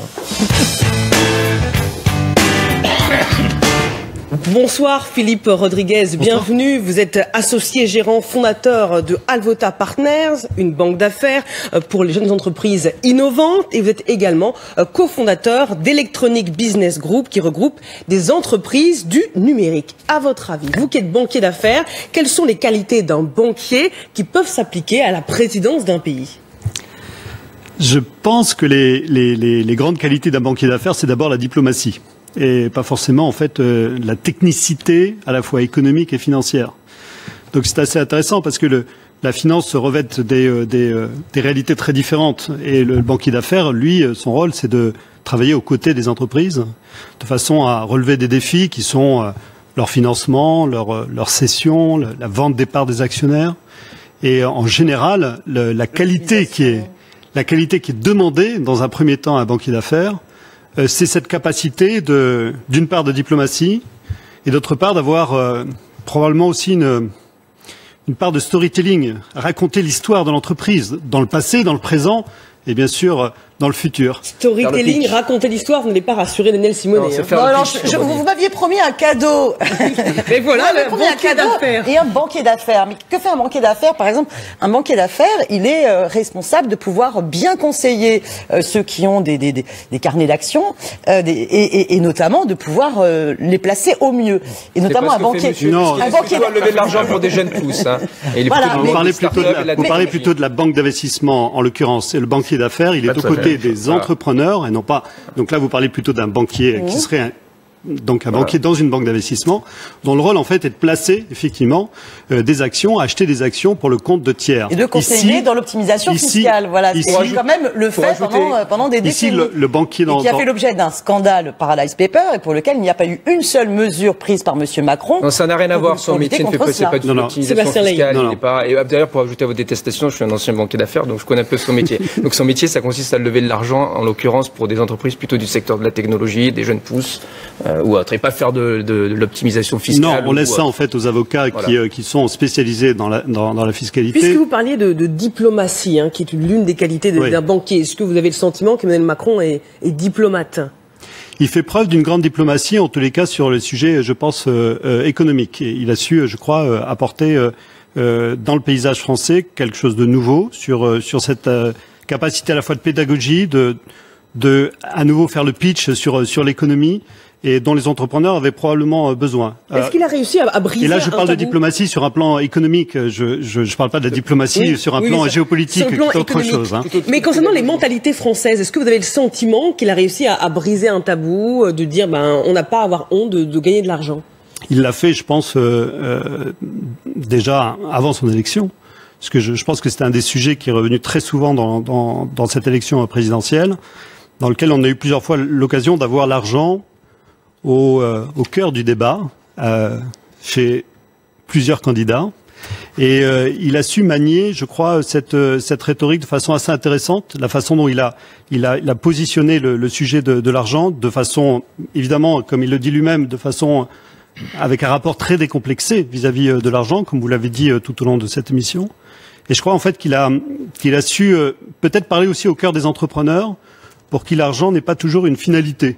L'argent, pour beaucoup d'entrepreneurs, c'est le carburant qu'on doit mettre dans les entreprises, c'est le sang qui circule dans l'économie, et c'est un moyen qui est nécessaire dans notre économie. Est-ce qu'il a réussi à faire ce que Nicolas Sarkozy, qui parlait aussi de la culture de la réussite, n'a pas réussi à faire? Ah, très certainement, oui, bien sûr. Je pense qu'il a il a réussi bien plus que Nicolas Sarkozy sur ce sujet. Oui. Pourquoi? Je pense qu'il a parlé au cœur des entrepreneurs à nouveau. Je pense qu'il a parlé sur le thème de l'argent comme étant bien plus quelque chose que l'on pouvait. Il a été très décrié lorsqu'il a dit j'aimerais avoir des jeunes Français qui puissent devenir milliardaires. On se souvient de cette phrase qui a fait beaucoup réagir pendant la campagne. Ce n'est pas le rêve des entrepreneurs. Non, ce qui n'est pas le rêve des entrepreneurs. Et il a plutôt parlé, en fait, je crois, du fait qu'il fallait sortir du complexe de devenir milliardaire et que ce n'était pas un sujet et finalement c'était pas un tabou que de vouloir être milliardaire. C'était Las Vegas. Parce il faut des jeunes Français qui aient envie de devenir milliardaires. Voilà, parce que souvent c'est plutôt une conséquence d'une réussite et d'une réussite professionnelle et d'une réussite d'entreprise, bien plus en fait qu'une finalité en soi. Et je crois qu'il a su utiliser ces mots de façon assez juste. Frédéric Farah. Écoutez, moi ce qui m'embête c'est effectivement ce que vous dites sur Macron, mais c'est on rejoue les années 80. Enfin, je veux dire, dans les années 80, le grand discours, c'était qu'on a appelé les années fric, soit dit en passant, qu'on n'oublie pas. Avec, à l'époque, vous vous souvenez, il y avait un entrepreneur qu'on mettait en avant, qui était la figure qu'on trouvait formidable, c'était Bernard Tapie. Bernard Tapie, oui. Voilà. Donc, si vous voulez, Macron... Le premier de cordée de Bernard Tapie. Voilà, Macron ressort, si vous voulez, des thèmes, et j'ai l'impression, dans ce rapport des Français avec l'argent, j'ai l'impression qu'on entend Macron, ou ceux qui le défendent, comme si on était en 1983. Il s'est quand même passé 35 années où le pouvoir socialiste, entre autres, et pas seulement, avec toute une pédagogie qui est passée par les médias et d'autres canaux, qui fait que ce rapport des Français avec l'argent est bien plus décomplexé en 2017 qu'il n'était au début des années 80. Mais il reste beaucoup à faire. Peut-être, mais ce qui est certain, c'est que l'art de M. Macron, c'est de nous raconter des storytelling qui sont peut-être assez faciles à diffuser, comme quoi la France était bloquée, elle n'a fait aucune réforme, qu'il faut injecter un peu plus de marché ou autre. Si vous voulez, j'ai du mal à y croire, parce que si on s'en tient aux faits et pas au storytelling, je veux dire, des réformes du marché du travail, il y en a eu, des privatisations, il y en a eu, comment dire, aujourd'hui, nous ne sommes plus dans l'économie française du début des années 1980. Alors quand on écoute M. Macron, on a l'impression que le temps a été gelé et que 2017, c'est l'arrivée de François Mitterrand en 81, où on est encore avec des banques nationalisées, avec un secteur industriel que l'État pilote, etc. Tout ça, c'est fini. Donc le problème, si vous voulez, à mon avis, dans cette histoire, c'est ce que je disais au début. Si la finance est mobilisée pour financer et se mettre au service de l'économie réelle et de mettre fin dans cette tension qui est au cœur de la deuxième mondialisation, où effectivement la finance souvent est rentrée en conflit avec les besoins de l'économie réelle, si Macron réussit cette métamorphose, voilà la nouveauté. Si M. Macron pense qu'aujourd'hui un des problèmes essentiels de notre économie, c'est un problème aussi de répartition des richesses, eh bien tant mieux. Mais le problème, ce qui m'embête dans son storytelling, c'est qu'il me raconte une histoire que j'ai déjà entendue dans les années 80 et qu'on me ressort et on me dit « Ah, il y a des tabous des Français avec l'argent ». Moi, je me dis... Philippe Rodriguez. Et je dis pas ça en disant « Ah, les banquiers c'est des vilains » ou le marché c'est un vilain. Je dis pas ça. Mais je me dis qu'on arrête de nous raconter des histoires qui ont déjà eu lieu. Donc j'ai l'impression que c'est le revival pour parler l'anglais. La réponse de Philippe Rodriguez. Je crois en fait qu'on est en train de procéder par phase, et peut-être que la première phase, c'est de créer des richesses avant de les distribuer. Et peut-être que dans un premier temps, c'est vachement innovant comme discours. C'est pas très innovant, mais en tous les cas, il faut ça fait quand même il faut arriver à le faire. Décennies et décennies. Voilà, il faut arriver à le faire. Et je pense en fait que la première phase de ces réformes ont plutôt tendance en fait à donner la possibilité à ces entrepreneurs de créer ces richesses de façon à pouvoir ensuite les partager. Donc l'un ne va pas sans l'autre, et je ne crois pas en fait que l'un puisse aller sans l'autre, et j'achète tout à fait votre point. Recette libérale, néanmoins, je crois en fait qu'il est dans un premier temps une urgence qui était celle de effectivement décomplexer probablement le rôle que joue la finance à l'intérieur des entreprises, le rôle que joue l'économie dans notre société, et de façon à pouvoir, dans un premier temps, pouvoir faire passer un certain nombre de réformes qui étaient nécessaires, de façon à pouvoir ensuite s'intéresser au sujet de la distribution, qui ne va pas, bien sûr, sans cette création de richesse, mais qu'il faut qui ne l'intéresse pas, et d'ailleurs, il ne la prépare pas, la redistribution. C'est un procès d'intention, mais pour l'instant, il la prépare dans l'autre sens. C'est un procès d'intention que vous faites. Non, c'est concret. C'est l'analyse du projet de la loi de finances qui a été adoptée. Il prend 5 euros dans les poches des plus fragiles par l'APL, et ensuite, il fait la flat tax de l'autre et la suppression de l'ISF. Donc la redistribution des richesses, il l'a fait dans l'autre sens. Et finalement, il ressort les vieilles recettes libérales. La seule chose qu'il fait, c'est qu'il déringardise avec l'aide de tout un tas de communicants et de tous les grands patrons. Je veux dire Bernard Arnault, François Pinault, Xavier Niels, qu'est-ce qu'il y a encore, Lagardère, Pigasse. Enfin, je veux dire, ils sont tous là ils ont tous été là pour construire sa campagne. C'est quand même celui qui a été fabriqué il y a une réelle urgence aujourd'hui pour servir les puissants. Il y a une réelle urgence aujourd'hui à financer ces entreprises correctement en France. Il y a une réelle urgence en fait à financer et donc à émanciper les entreprises, financer ces entreprises innovantes qui vont créer des banques, financer les entreprises innovantes qui créent les entreprises de demain et la transformation du travail nécessaire. Un mot de Sébastien Ley qui veut réagir. Sur les banques n'est vraiment pas à propos, puisque dans les entreprises du secteur technologique, le financement ne se fait pas par des banques, mais plutôt par des fonds de capital risque. Et dans ce domaine-là, qui est celui de M. Rodriguez, la situation s'est déjà bien améliorée entre 2012 et 2017. Simplement, on a probablement une présence de l'État via la BPI qui est encore trop importante. Le système a besoin de un peu plus de muscles et de capital étranger, mais des avancées ont été faites. Non, je voudrais revenir sur les propos, la remarque sur les milliardaires, etc. Monsieur Rodriguez, combien de fois avez-vous rencontré des entrepreneurs qui vous ont dit « je crée ma boîte parce que je veux devenir millionnaire ou milliardaire » Jamais. Jamais, en fait, parce que le premier sujet, c'est la cause, le premier sujet, c'est la mission qu'on se confie. Donc, vous voyez bien que dans la sémantique, puisque c'est le thème ce soir de M. Macron, le problème, c'est la naïveté du discours. Peut-être la naïveté du discours venant de quelqu'un qui a une vision assez sommaire, je dirais, de très haut, d'un passage très rapide chez Rothschild et une banque d'affaires de l'entreprise, et qui, en fait, ne connaît pas les ressorts intimes des entrepreneurs, ce qu'il faudrait véritablement pour accélérer le mouvement en France. Donc, c'est ce qui nous gêne aussi dans cette vision. C'est parfois une vision un peu trop tranchée, un peu trop succincte, et qui, de l'autre côté, choque ceux des Français qui, eux, souffrent tellement qu'ils ne se posent pas la question de la création d'entreprise. Donc, on a besoin aujourd'hui d'avoir des entrepreneurs qui ne sont pas des premiers de cordée, mais qui avancent avec les autres et qui amènent dans leur sillage tous les Français, y compris dans leur langage, et qui s'efforcent de ne pas être clivants. Le problème du discours d'Emmanuel Macron, c'est qu'il est clivant, caricatural et parfois très dur à écouter, y compris pour des entrepreneurs comme moi. Un dernier mot, Philippe Rodriguez. Une des raisons fondamentales de la création d'entreprise et de vouloir créer son entreprise aujourd'hui reste en fait le projet personnel.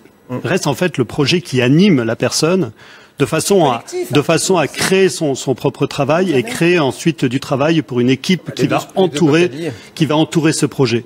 Et ça, c'est la raison la plus fondamentale qui revient le plus souvent lorsqu'on rencontre des entrepreneurs qui se fixent cette capacité à pouvoir créer son propre travail, et donc une sorte de développement à la fois professionnel mais qui est très lié avec le développement personnel. Les années de chômage que nous avons connues, les années de chômage que l'on continue à connaître, eh bien, ont poussé beaucoup de nos concitoyens à aussi créer des sociétés, créer en fait leur propre travail, en se fixant une mission de façon à améliorer la société dans laquelle on vit. D'ailleurs, de plus en plus, il y a aussi un retour vers des structures collectives, des coopératives, et la recherche de sens. Qui ne manque pas d'intérêt. Beaucoup de personnes qui ne manquent pas d'intérêt, évidemment. Qui quittent leur emploi, qui était très rémunérés, pour privilégier un autre mode de vie, sans doute moins rémunéré, mais qui retrouve du sens. Voilà, et de l'utilité sociale et des coopératives. Et donc on est très loin de la logique de première. Avec Philippe Rodriguez. L'entreprise, c'est d'abord un collectif de travail. Et ça, M. Macron, à chaque fois, l'oublie complètement. Je crois pas.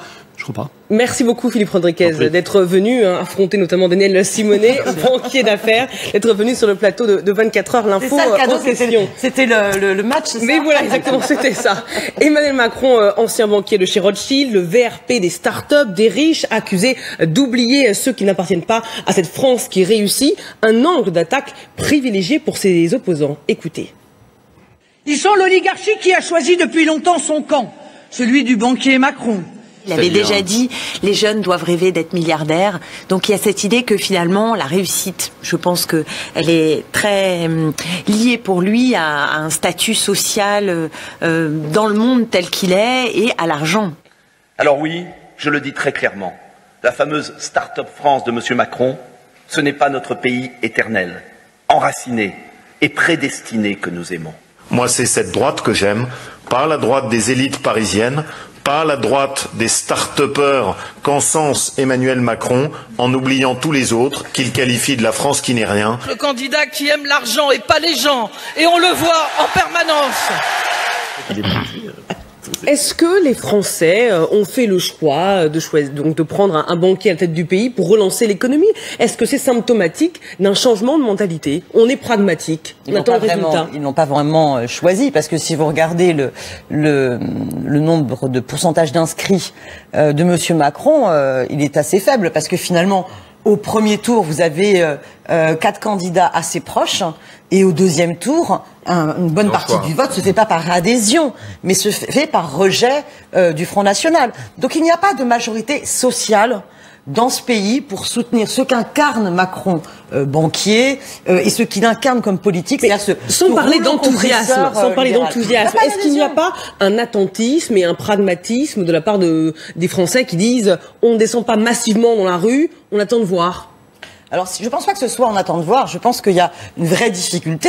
Ça a été un échec, la mobilisation contre les ordonnances. Je ne vais pas dire le contraire. Néanmoins, il y a quand même une mobilisation qui a essayé de se construire. Il y avait une forte division des organisations syndicales. Je pense que la stratégie qui avait été opérée, finalement, reprenait les mêmes stratégies qui avaient échoué face à la loi El Khomri. Soit vous engagez le pays dans l'encouragement à la grève générale, soit vous faites une grosse manifestation monstre un samedi pour essayer d'empêcher la politique gouvernementale.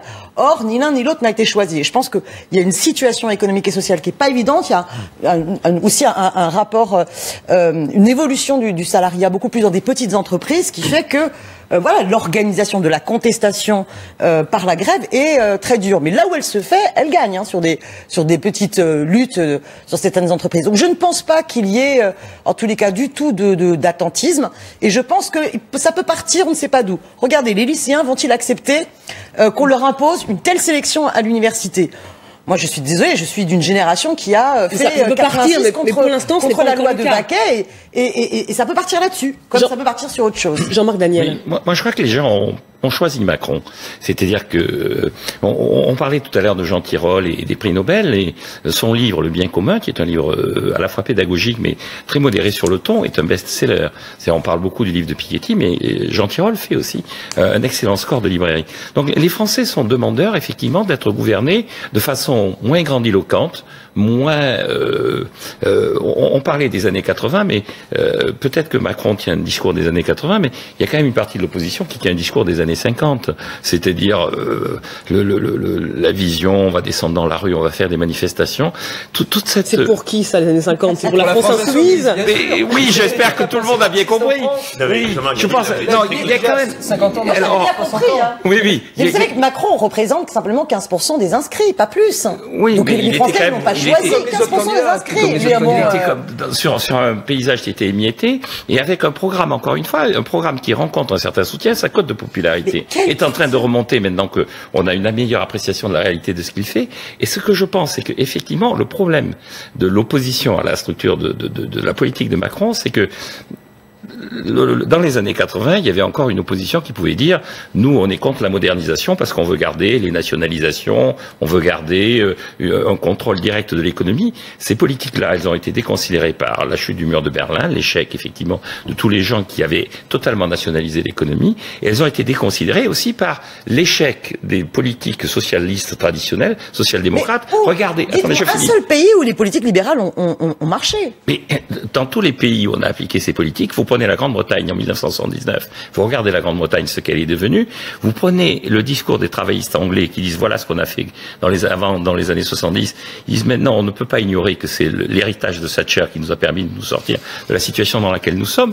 Donc ce que je veux dire par là, c'est que ce constat, qui est un constat que l'on voit d'ailleurs dans les élections, aux dernières élections en République tchèque, celui qui a gagné, Andrej Babis, dans un pays qui est un pays effectivement qui est en pleine expansion économique, il a dit « Je suis un chef d'entreprise, donc je vais gérer ce pays comme une entreprise et je vais donner à chacun la possibilité effectivement d'exprimer son talent, pas de devenir milliardaire. » Ça veut dire qu'il y a un changement de mentalité en Europe et en France. Voilà, et que ce changement... aussi la montée de l'extrême droite. L'impact de toutes ces politiques libérales, ça crée quoi? Ça crée la montée de l'extrême droite. Là où je vous rejoins, c'est qu'il y a d'inquiétance. Soit ça crée la montée de l'extrême droite, soit on a d'autres politiques, comme je faisais référence tout à l'heure au Portugal. Là où je vous rejoins... Jean-Marc Daniel, vous concluez. Je conclue là-dessus. Là où je vous rejoins, ce que je trouve inquiétant, c'est que le seul discours qui paraît relativement structuré et crédible désormais dans l'opposition à la politique de bon sens libéral, c'est une politique d'extrême droite nationaliste. Et donc, une des faiblesses de la contestation traditionnelle d'extrême gauche, c'est de ne plus avoir une capacité ou de gauche radicale. Oui. La France insoumise a un programme, c'est l'avenir en commun. Lisez-le. Hein. Oui, on a envie d'entendre l'opinion aussi de l'entrepreneur, Sébastien Ley. Personnellement, je ne crois pas que les Français aient fait le choix conscient de voter pour un banquier ou quelqu'un venu du privé. Ils étaient conscients, c'était un petit peu le va-tout de François Hollande quand il l'avait nommé ministre de l'économie, qu'il avait fait un passage par cette banque d'affaires. Mais en réalité, depuis 5 ans, il était déjà conseiller à l'Élysée, ministre de l'économie. Il était plutôt dans la sphère politico-technocratique. Nous n'avons pas eu encore en France d'expérience similaire à ce qui s'est produit en Tchécoslovaquie, comme vous l'avez indiqué, ou aux États-Unis, où les Français auraient du jour au lendemain fait table rase et voté pour un entrepreneur ou un promoteur immobilier. Ça ne s'est pas encore produit. Et je crois qu'en Emmanuel Macron, ils ont voté pour un candidat du centre et peut-être de ce qu'on appelait pendant longtemps la deuxième gauche, la gauche rocardienne, qui enfin a triomphé en France, ce qui n'avait jamais été le cas au cours des 30 dernières années. Mais ils n'ont pas consciemment voté pour un banquier. Je n'ai jamais rencontré de citoyen français me disant je vote pour Emmanuel Macron parce qu'il est passé 2 ans chez Rothschild. Jamais. Vu d'Allemagne, est-ce qu'après 7 mois de présidence Macron, le regard porté sur les Français qui ne seraient pas doués en économie, qui ne sauraient pas comment lutter contre le chômage, a changé? Voici notre second témoin. Bonsoir Léo Klim, vous êtes correspondant allemand à Paris pour le Süddeutsche Zeitung. Vu d'Allemagne, est-ce que l'arrivée d'Emmanuel Macron fait que les Allemands ont un regard différent et ne pensent plus que les Français sont à la traîne en économie? Alors, je pense qu'il se focalise pas sur l'économie tout simplement, mais c'est sûr que le regard a énormément évolué, changé positivement, comme quasiment dans le monde entier. L'arrivée d'Emmanuel Macron, ça a fait basculer une image qui était extrêmement négative, un peu dans l'autre extrême, de l'exagération dans l'autre sens. Mais je pense que dans le monde économique et notamment auprès des investisseurs étrangers et tout spécialement allemands, parce que ceux-là, je les connais, je leur parle, ceux qui sont en France, bien sûr, ça a beaucoup changé et il y a maintenant beaucoup plus de confiance et une envie de faire confiance à la France. Oui. Frédéric Farage, vous voyez soupirer. Je soupire parce que je veux faire deux remarques. La première, alors vous me direz que ça ne représente pas les entrepreneurs, mais je lisais le rapport du Conseil des sages allemand en économie, hier. Visiblement, les projets de M. Macron pour l'Europe, ils sont pas très fans. Je veux dire, ils sont même plutôt très réservés. Oui, ça va être une pomme de discorde entre les deux pays. Et alors, je sais que le Conseil des sages fait l'objet de débats, de discussions en Allemagne. C'est pas pris argent comptant, bien sûr, mais quand même, c'est un organisme qui compte. Et donc, visiblement, les projets de réforme de M. Macron n'ont pas l'air de les enchanter parce que s'orienteraient trop loin de la doctrine allemande qui est ordolibérale. Et ça, c'est un premier point. Deuxième point, si vous voulez, ce qui me paraît assez étonnant, c'est qu'en fait, les élites françaises, depuis un certain nombre d'années, pas qu'avec M. Macron, s'adressent à l'Allemagne en disant bon, on va essayer de faire des réformes telles que vous les espérez pour attendre de l'Allemagne une contrepartie. Alors que l'Allemagne ne demande rien. Hein. C'est nous qui allons les voir. Hein. Parce qu'il y a cette idée que comme c'était Merkel qui téléphonait, qui demandait à ce qu'on fasse des réformes. Mais cette stratégie française, que ça soit avant avec M. Hollande ou avant avec M. Sarkozy ou autre, ce qu'on appelait le Merkozy à une époque, n'a pas porté des succès, ni pour la France. Pardonnez-moi Frédéric Farah, mais vous dites Angela Merkel n'appelle pas pour demander à la France de faire des réformes un petit peu quand même. Les Français sont considérés comme des gens incapables de se réformer et considérés en tout cas jusqu'à peu, comme le poids mort du couple franco-allemand. Non, ce que je dirais, ce qui est très important, c'est la stratégie des élites françaises, c'est l'idée de renoncer à davantage de souveraineté pour espérer plus d'influence en Europe. Ça ne marche pas. Voilà la réalité. Et en réalité, c'est que les réformes françaises, c'est plutôt un deal avec la Commission européenne qui consiste à dire fermez les yeux sur notre déficit et nous allons faire ce que les GOP, c'est-à-dire les grandes orientations de politique économique, ce que le semestre européen fait, et vous allez tolérer à ce qu'on ait plus de déficit. Cette stratégie ne marche pas parce qu'elle ne crée pas plus de croissance, elle ne contrôle pas plus les déficits. C'est vrai, Léo Klim ? Alors, ce qui est... Bon, là, c'est évident qu'il y a un désaccord profond qui était là depuis bien avant Macron, parce que c'est vrai que les recettes européennes de Macron, sous une autre forme, on les a déjà vues arriver avant, et qu'il y a une opposition franco-allemande là-dessus, qui va ressortir plus clairement quand il y aura enfin un gouvernement en Allemagne. Ça, c'est une certitude. C'est autre chose que la France est en train de changer, qu'il y a un élan de réforme en France qui peut faire, qui donne confiance aux investisseurs privés. L'autre question, c'est la question du budget européen, etc.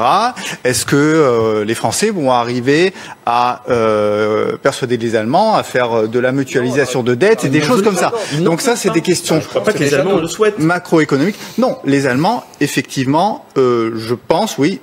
Quand on voit le vote du mois de septembre, c'est pas un vote qui est pour plus d'intégration européenne et surtout pas financière. Mais est-ce que l'arrivée d'Emmanuel Macron rassure les Allemands ou pas? Absolument, bien sûr. Et même qui nous met un peu, d'une certaine manière, la honte maintenant.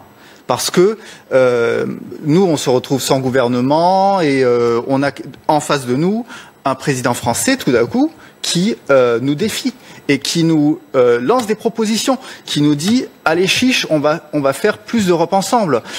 Et sur les questions économiques. Donc ça nous oblige de sortir de notre zone de confort, qui était la période de crise européenne, qui en fait était assez facile finalement parce que les Allemands n'avaient pas à répondre aux Français puisque les Français étaient toujours dans les mêmes schémas. Maintenant, ça bouge en France et en face, on n'est pas capable de répondre. Il y a une crise économique en Allemagne et donc sur les questions européennes, on vous a entendu, mais sur les questions économiques, est-ce que l'arrivée... Crise politique, en Allemagne. Pas de crise économique. Mais est-ce que sur les questions économiques, l'arrivée d'Emmanuel Macron vous rassure ? Oui, bien sûr, énormément. Mais ils sont tranquilles. C'est pas Macron qui va remettre en cause le semestre européen. Ce qui ne vous a pas rassuré, c'est plutôt la non-victoire des extrêmes en France. C'est plutôt la non-victoire de ce que vous aurez qualifié de populisme en France. Non. C'est les deux. Bien sûr, il y a eu une crainte exagérée par méconnaissance du système électoral français, parce que c'était évident que Marine Le Pen ne serait pas présidente. Mais il y a eu aussi... on est très impressionné en Allemagne, peut-être un peu trop, par la figure d'Emmanuel Macron. Ça, c'est sûr. Et il y a une adhésion. Il y a eu des manifestations au moment de la campagne électorale française dans des villes allemandes qui étaient des manifestations à l'Europe, mais s'apparentaient à des manifestations de soutien à Macron, c'est sûr. Daniel Simonet. Non, mais franchement, Monsieur Macron n'inquiète pas du tout l'Allemagne pour une simple et bonne raison, c'est que Monsieur Macron ne va absolument pas remettre en cause le fonctionnement du semestre européen, les directives libérales européennes, la règle des 3% de déficit public. Enfin, en aucun cas, Monsieur Macron ne va défendre la souveraineté du peuple français. Donc là, l'Allemagne, elle est tranquille. Ça veut dire quoi, la souveraineté du peuple français dans une économie totalement interdépendante? Ça veut dire que la grosse erreur. Je peux vous dire que Emmanuel Macron en fait très peu, parce que quand vous regardez son projet budgétaire, sur les prochaines années, il va surfer à la limite juste en dessous des 3%. C'est ça son plan.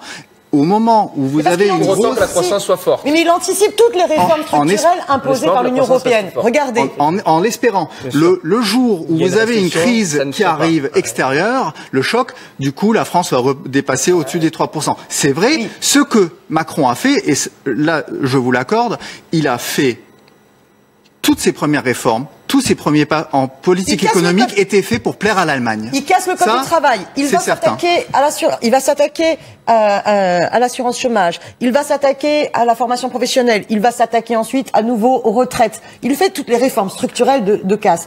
Et il accepte sans problème, sans broncher, l'instauration du CETA. Mais mais s'il vous plaît, ne laissez pas entendre que ça c'est pour l'Allemagne. Ne laissez pas entendre le discours qu'on connaît aussi de Jean-Luc Mélenchon, que c'est pour plaire à l'Allemagne, qu'on flexibilise le droit du travail ou qu'on s'attaque aux retraites françaises et des choses comme ça. Ça, franchement, non. C'est parce que l'Allemagne n'est pas le pays antisocial que votre parti aime bien dépeindre. Ce n'est pas ça. Moi, je regarde la réalité. Ce que les Allemands aiment bien, effectivement, c'est l'orthodoxie. Les réformes Schwarz qu'on va vouloir nous imposer. Les réformes Schwarz qu'on va vouloir nous imposer à travers la traque aux chômeurs qui devraient accepter n'importe quel petit job. On a vu ce que ça a donné en Allemagne. Et on n'en veut pas. Voilà, parce que regardez. Vous préférez 9,4% en France métropolitaine de chômage. C'est ça que vous préférez. Le seul moment où en France il y a eu une vraie création d'emplois, des politiques publiques qui ont permis de créer de l'emploi, c'est quand on s'est enfin attaqué à la réduction du temps de travail. Quand on a mis en place les 35 heures. Hélas, pas de manière optimum, comme nous l'aurions souhaité. Mais c'est pas les 35 heures qui ont 5% qui a permis de réduire le chômage, pas les 35 heures. Et là, on s'attaque vraiment à la question du chômage. Frédéric Farah. Au lieu de précariser tout le monde. Je pense, enfin, quelques remarques. Bon, je crois que ce critère de 3%, si vous voulez, il pose énormément de problèmes.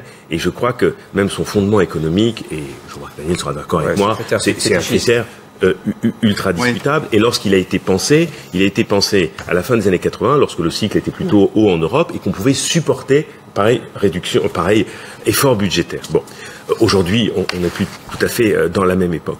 Je pense que dans ce rapport franco-allemand, il y a des éléments qui, de part et d'autre, qui mériteraient d'être retenus. Par exemple, l'Allemagne a introduit un SMIC qu'elle n'avait pas avant. Je pense que c'est une mesure qui avait été positive, et je pense que effectivement, souvent on a décrié le SMIC français, même si le SMIC allemand c'est pas la même chose, mais c'est quand même quelque chose de positif. Moi, à la limite, dans les réformes, vous parlez de la dimension sociale de l'Allemagne. Il y a quelque chose en Allemagne que j'aurais aimé plutôt voir dans les réformes françaises, c'est-à-dire le poids des salariés dans la prise des décisions est beaucoup plus important en Allemagne que chez nous. Et voilà un exemple que j'aurais souhaité davantage, cette fois-ci, importer de l'Allemagne, c'est-à-dire qu'il faut dire que les salariés, dans des décisions et la vie de l'entreprise, ont beaucoup plus de place en Allemagne que chez nous. Je regrette, somme toute, qu'en France, on ne retienne pas cet aspect. Et deuxièmement, par rapport à l'Allemagne, deux choses, puisque réfléchissons à un niveau européen, le déséquilibre, il est à deux niveaux. Il est à niveau quand il y a trop de déficit et quand il y a trop d'excédent. Parce que le déséquilibre, c'est dans tous les sens. Alors peut-être nous, on a un déficit commercial. Vous avez un autre problème qui n'est peut-être pas un problème pour vous en apparence, qui est effectivement cet excédent commercial qui vraiment interroge et qui génère des déséquilibres en Europe.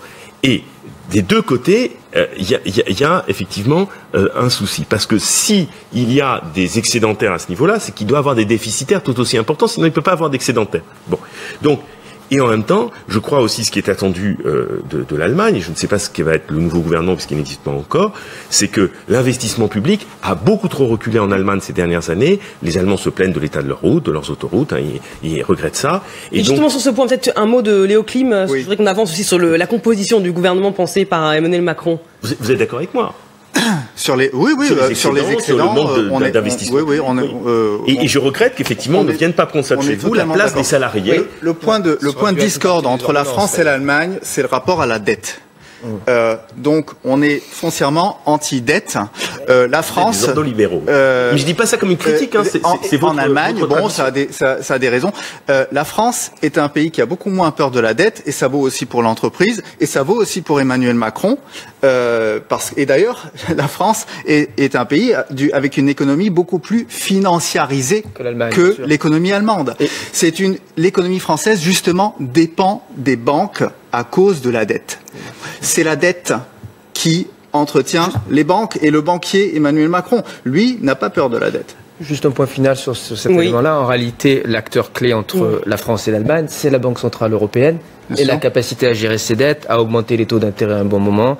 La question des excédents commerciaux allemands, mais aussi de la rémunération des pensionnaires allemands et des retraités allemands, qui crée d'énormes tensions entre les pays. Tant que nous n'avons pas réglé ces déséquilibres entre politique monétaire, bon niveau de dette, bon niveau de rémunération de l'épargne, détermination des taux d'intérêt, nous ne nous en sortirons pas et les tensions vont s'accumuler au sein du couple franco-allemand. Et on ne réglera pas la question de la dette ce soir. Léo Klim, vous restez avec nous. On va s'interroger à la composition du gouvernement d'Emmanuel Macron, qui s'est entouré d'experts issus de la société civile et du monde de l'entreprise. Sommes-nous gouvernés par des technocrates? Hortense Villate a passé le gouvernement au crible avec Ilana Azenkot.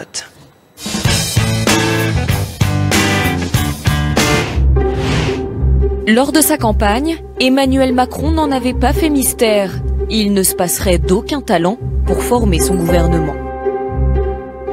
Philippe I, Philippe II, puis III, de la trentaine de ministres et secrétaires d'État, voici quelques exemples de ce passé du monde de l'entreprise aux ors de la République.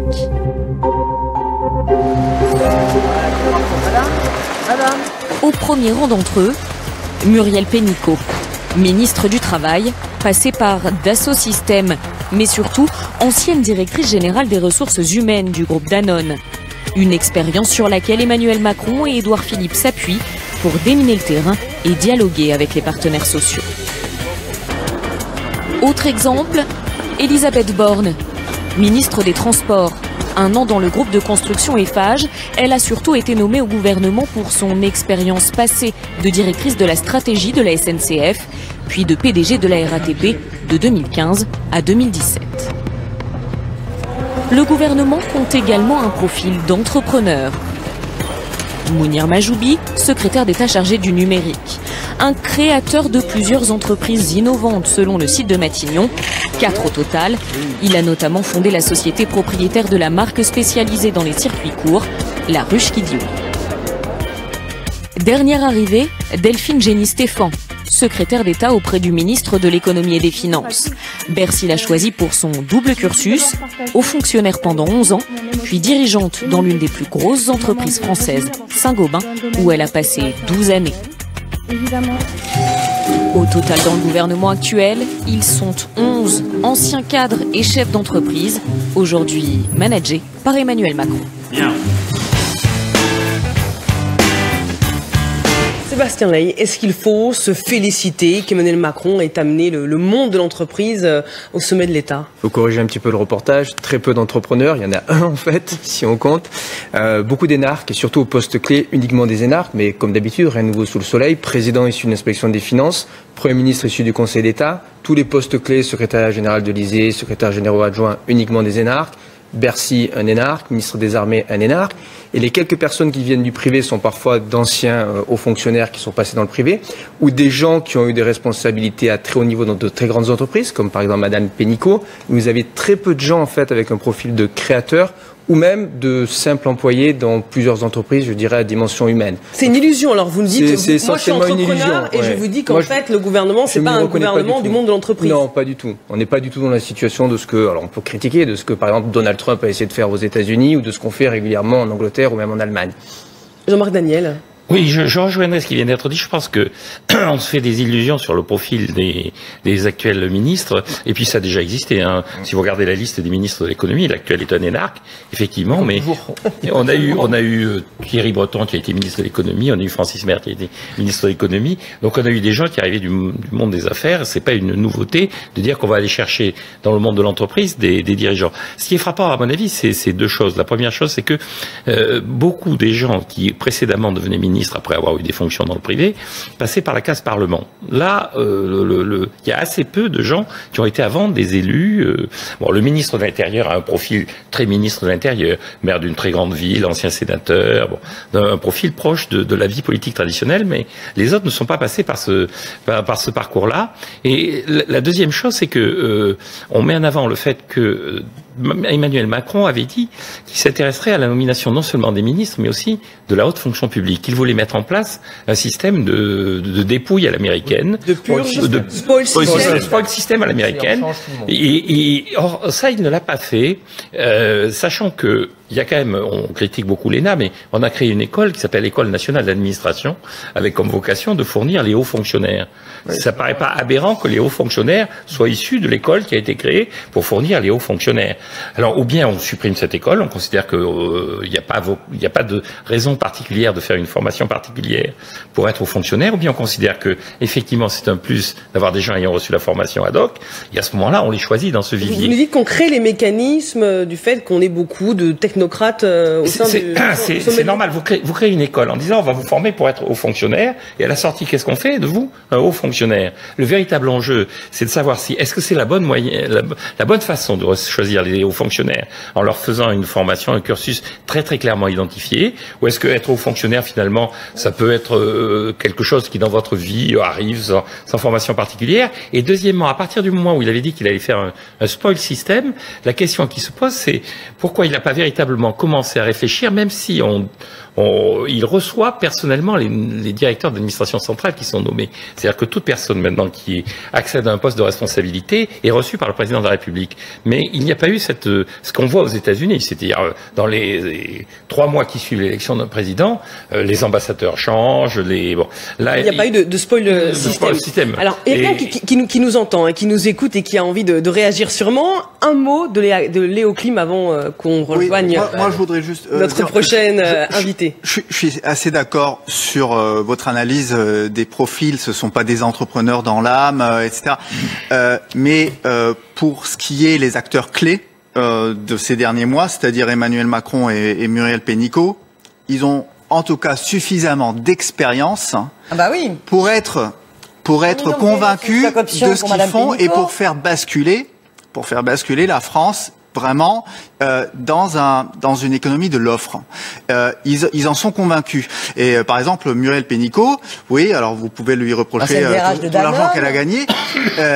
Elle n'a plus rien. Elle n'a plus rien à se prouver. Il y a eu un plan social de suppression d'emplois, de plus de 600 emplois. Non, mais moi, je suis pas le porte-parole de Muriel Pénicaud. Mais l'avantage de ces personnes, par rapport à ce qui était avant Macron, c'est que elles sont assez convaincues de la politique qu'elles mènent. Et les Français, ça, apparemment, apprécient ce qui ressort des sondages. Au moins, ils sont cohérents dans leur action. Alors je voudrais qu'on entende quelqu'un qui nous écoute depuis plusieurs minutes, qui se délecte de nos échanges, quelqu'un qui a fait le choix de réconcilier, au moins de tenter de réconcilier les Français avec l'économie, les chiffres, les algorithmes. Il s'agit d'Arnaud Gantier. Bonsoir, vous êtes youtubeur et coproducteur de Stupid Economics. Merci d'être avec nous sur LCI. Avant de vous entendre, on va regarder ensemble ce que ça donne, votre explication schématisée. Regardez. Le PIB. C'est un outil économique qui revient sans cesse dans l'actualité et une sorte de boussole pour nos économies. Grâce aux chiffres qu'il nous donne, on peut faire énormément de choses. Si tu prends ce chiffre tel quel, tu vois qu'un pays a produit tant de richesses en un an. Si tu le compares avec le chiffre de l'année d'avant, tu obtiens le très fameux taux de croissance. Si maintenant tu divises ce chiffre par le nombre d'habitants du pays, tu as un moyen de comparer la production de richesses de différentes populations et d'obtenir une vague indication de leur niveau de vie. Arnaud Gantier, ça semble très simple, le PIB, quand vous nous l'expliquez. Qu'est-ce qui vous a poussé à vous lancer dans cette aventure ? Alors en fait, c'est parti d'un... D'abord, merci de m'avoir invité. Mais d'abord, en fait, c'est parti d'un constat, en fait, qu'il y a très peu de contenu aujourd'hui qui existe en France, dans la francophonie, en fait, qui essaye de parler de l'économie avec un angle vraiment de la curiosité, tout simplement. Et c'est vraiment ce que j'ai voulu apporter, en fait, en créant Stupid Economics. Et puis, voilà, en fait, de moi-même faire des recherches comme ça de l'économie, de découvrir ce que c'était, parce que j'ai pas d'éducation particulière en économie, mais c'est vraiment cette curiosité qui nous a poussé en fait à parler de l'économie et à partager les recherches qu'on a faites sur internet dans des vidéos et à créer cette chaîne et une communauté qui a suivi et qui apprécie en fait ce qu'on peut diffuser sur notre chaîne. Arnaud Gantier, hein, si j'ai bien compris, vous n'avez pas donc de cursus économique spécifique. Est-ce que vous avez le sentiment de devoir pallier un déficit en France, une incapacité d'enseigner l'économie simplement? Je ne sais pas si c'est vraiment pallier à quelque chose, c'est vraiment essayer d'intéresser un sujet qui peut avoir... tout le monde n'a pas vraiment un rapport très simple avec l'économie. C'est vu quelque chose de très politique, et c'est sans doute très politique. Mais je pense que les économistes ont beaucoup plus de choses à nous apprendre, ont beaucoup plus...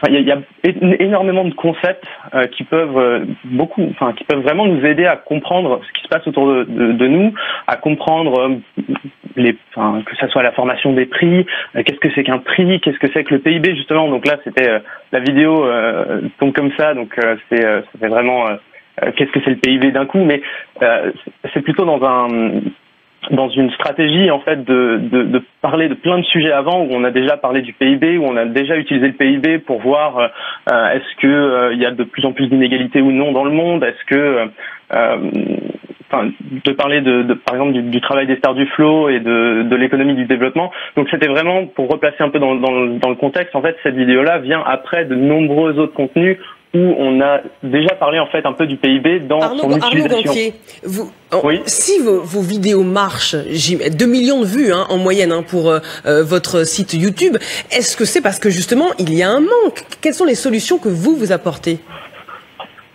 La solution que nous on apporte, qu'on essaye d'apporter déjà, c'est d'avoir une narration. En fait.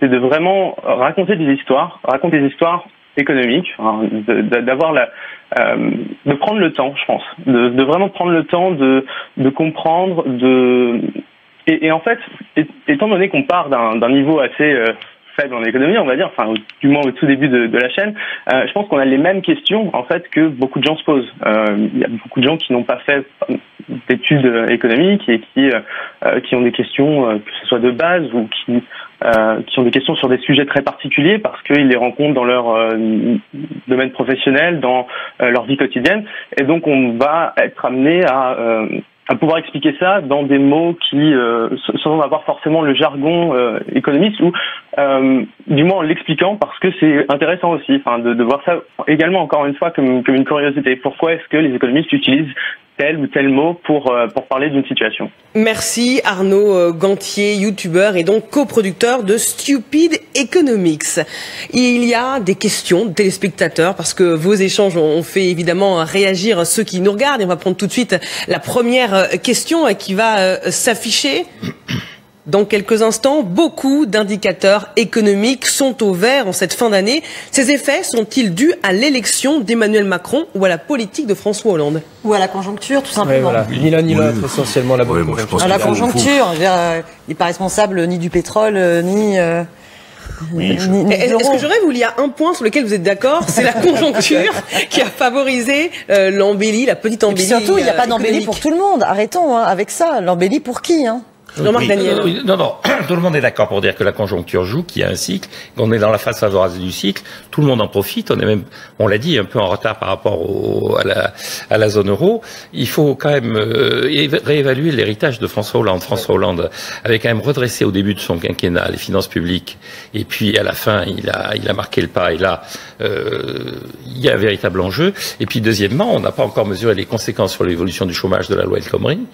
Après tout, je pense que fondamentalement, c'est un élément qui va améliorer la situation. Sébastien Lay, et ensuite Frédéric Farah. François Hollande a probablement commencé ses réformes trop tard pour en bénéficier. Ils avaient vraiment commencé début 2014. C'est le tournant de la politique de l'offre. À mon avis, ce n'est pas tant la loi El Khomri qui joue. Ce sont plutôt des mesures comme par exemple le CICE ou à un moment donné le suramortissement qui ont aidé à restaurer les marges des entreprises. Et c'est véritablement à partir de 2016 et encore plus 2017 que l'économie française en a bénéficié et qu'Emmanuel Macron en bénéficie par ricochet, bien évidemment. Frédéric Farah. Bon, alors le CICE, on sait très bien que c'était un gouffre, globalement un échec, à part que ça restaurait les marges, on est d'accord, mais pour le reste, si on doit jouer au jeu du coût Par exemple, on évoquait les 35 heures. Les 35 heures ont coûté moins cher que le CICE et ont créé plus d'emplois. Ça, c'est encore une autre question. Je dirais que l'économie de l'offre sans penser à la demande, c'est un peu bizarre de séparer l'offre et de la demande parce que c'est un peu étrange. Mais par rapport aux 2 premières années de ce quinquennat où il n'y a eu strictement aucun résultat, on peut dire que les quelques résultats qui ont été obtenus ont été plutôt dans la seconde partie du quinquennat. La conjoncture aidant. La conjoncture aidant, il y a eu des choses intéressantes dans un rapport, qui n'a pas été tellement suivi, peut-être des faits, qui était le rapport gallois sur la situation de l'industrie haute. Il y avait des choses intéressantes là-dedans, mais complètement oublié. C'est passé complètement par la fenêtre. Ça c'est autre chose. Mais en même temps, oui, c'est la conjoncture, c'est certain. Mais en même temps, pour employer une expression chère à Emmanuel Macron, j'ai conscience quand je le dis que j'ai un peu de difficulté à le dire, mais c'est qu'il faut pas laisser aussi entendre que l'économie c'est un peu comme le beau temps ou le mauvais temps, c'est-à-dire un jour on a la croissance, un jour on n'en a pas. Il peut y avoir des actions tout à fait. Je dis pas que ce que vous laissez entendre. Hein. Je pense qu'il y a plein de leviers politiques aujourd'hui qu'on ne peut plus utiliser. J'ai évoqué la monnaie, le budget dans une certaine manière, la fiscalité dans une certaine façon, ce qui fait que ce qui nous reste comme outil d'action dans la politique économique, soit ils sont bridés, soit ils sont limités. Je pense qu'il y aurait toute une réflexion passionnante à avoir sur les outils de la politique économique, et certains qui mériteraient d'être réactivés. Et je crois que ça c'est un élément essentiel, sinon il nous reste quoi ? Jouer sur le marché du travail et la formation professionnelle. Le reste, budget, fiscalité ou autre. Voilà pour votre démonstration, Frédéric Farah. Je voudrais qu'on passe à la deuxième question qui va s'afficher. L'Inde va passer devant la France en termes de puissance économique en 2018. Notre économie devra-t-elle se surpasser l'an prochain ? Mais en fait, on parle d'économie depuis le début sans préciser de quoi on parle, comme si c'était quelque chose de global, de général. D'abord, on ne parle absolument pas de la question la plus importante pour nous, qui devrait être la plus importante pour nous toutes et tous, c'est la question du climat, la question du respect de notre écosystème. Est-ce qu'il faut, coûte que coûte, continuer à produire n'importe quoi, n'importe comment, au nom de l'économie, au nom du PIB ? Il faudrait quand même qu'on se pose cette question-là. Donc je pense qu'au contraire, il faudrait totalement repenser. Là, vous êtes parfaitement aligné avec lui. Comment ? Emmanuel Macron se pose cette question. Non, il fait croire qu'il se la pose, mais il ne se la pose pas. Est-ce qu'il fait en sorte de préserver notre industrie, notamment Alstom, pour faire en sorte de pouvoir réorienter, par exemple, aussi toutes nos économies, enfin toute notre une transition vers les énergies renouvelables pour sortir des énergies carbonées et du nucléaire ? Non, absolument pas. Au contraire, il a abandonné. Est-ce que même sur la question du glyphosate, par exemple, il fait croire qu'il est plus courageux sur cette question-là que les autres pays européens. Mais il retarde le débat sur le climat. Non, mais par rapport à la question économique, la question c'est sûr. Est-ce qu'on pourrait créer beaucoup plus d'emplois en réorientant tout notre modèle agricole vers un modèle beaucoup plus... Vous ne répondez pas à la question bio, local. Pour vous, on ne doit pas s'inquiéter de ce classement. Sur l'Inde, donc, est-ce que c'est grave de se faire dépasser par l'Inde ? Non, bien sûr que non. L'Inde, avec plus d'1 milliard d'habitants, c'est quand même normal qu'à un moment, c'est une bonne nouvelle plutôt pour l'Inde, qu'elle dépasse la France. Je veux dire, ça n'a aucun sens de dire on est la première économie, la 5e économie mondiale, etc. Oui, il faut remettre ça en relation avec la taille du pays, et là, c'est normal que l'Inde... Et en fonction de quels sont nos indicateurs, est-ce qu'on est dans une concurrence en permanence avec l'ensemble des autres pays, et il faut tirer vers le bas le coût du travail, faute de mieux, tel que le contraire des politiques de l'offre, ou est-ce que l'on cherche tout simplement à préserver l'écosystème, la redistribution des richesses pour rendre les gens heureux, et on repense une relocalisation d'activité. Le problème de la France a été pendant des décennies qu'elle s'est fait concurrencer par les pays à bas coût au lieu de tirer son offre vers le haut, justement. Et c'est ça qui fait une grande partie des problèmes français et de l'industrie française, notamment Alstom. Ce sera le mot de la fin. Un protectionnisme On pourra continuer tous ces débats passionnés dans d'autres émissions. Merci à tous d'avoir été avec nous dans 24 heures à l'info en question.